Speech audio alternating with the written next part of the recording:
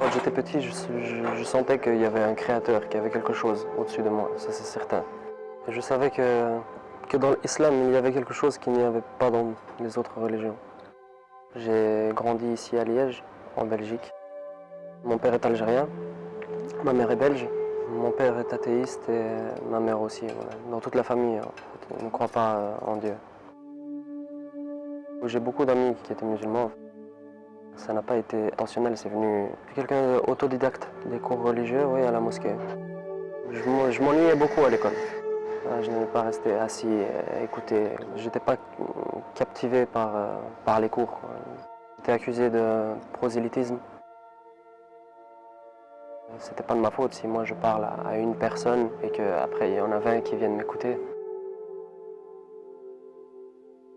J'ai décidé de quitter parce que je savais que si je restais dans cet établissement ou même dans un autre, je savais que les choses allaient empirer.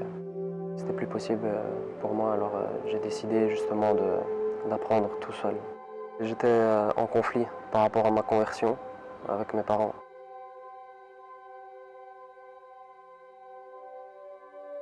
S'habiller de la manière que Allah subhanahu wa ta'ala nous a ordonné et que le prophète Mohammed nous a enseigné.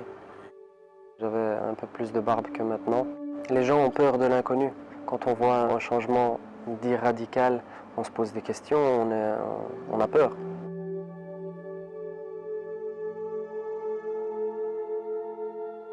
Ça a commencé, le conflit syrien, quand on a commencé à avoir des vidéos sur Internet qui étaient partagées du massacre qui se passait là-bas, de par l'injustice commise par Bachar el-Assad envers son peuple. Voilà, juste, regarde ça, t'as vu ce qui s'est passé, tu as vu ceci, cela. Voilà. On était triste, on était attristé de ce qui se passait.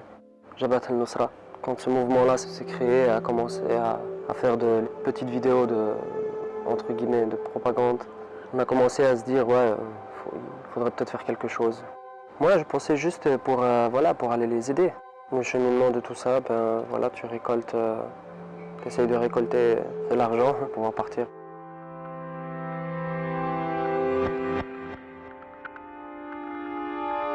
Comme on peut penser, les gens font vite le lien avec les 73 vierges qu'on aura au paradis, mais en fait, c'est pas du tout ça qu'on cherche réellement, c'est juste la satisfaction du Créateur et rien d'autre.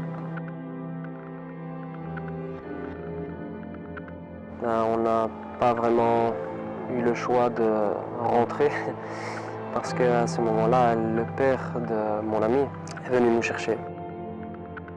J'avais aucune haine envers qui que ce soit, mis à part le régime de Bachar el-Assad.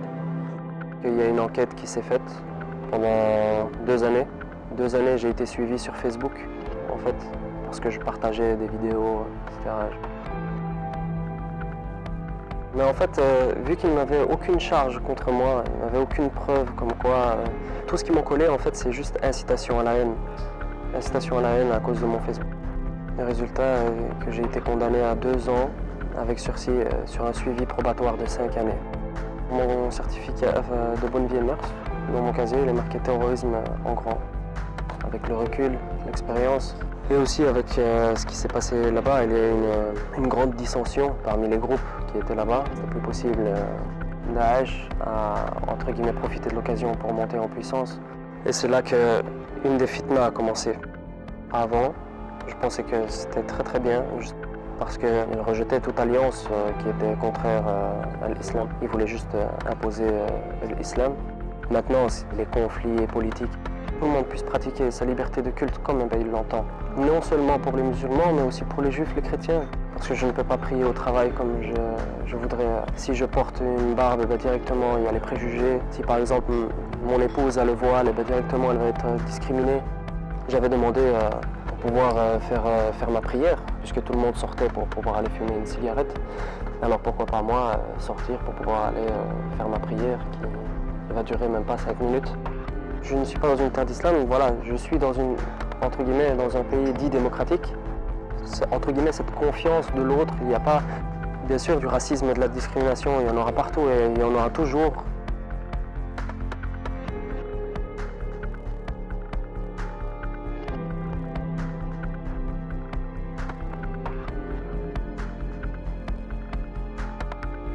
que quand ça a commencé, la coalition, etc., ils se sont donné à cœur joie de bombarder les innocents en Syrie. Daesh, qu'est-ce qu'ils ont fait? Ils ont averti. Ils ont dit écoutez, arrêtez de nous bombarder, sinon vous allez avoir des répercussions, ce qui est normal. Et après, voilà, c'est ce qui s'est passé. On appelle ça la loi du talion, et c'est compréhensible. C'est triste, hein.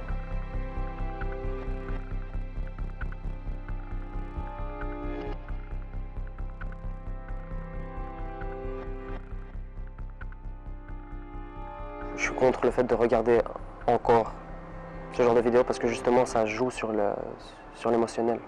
De ne pas regarder ce genre de vidéos.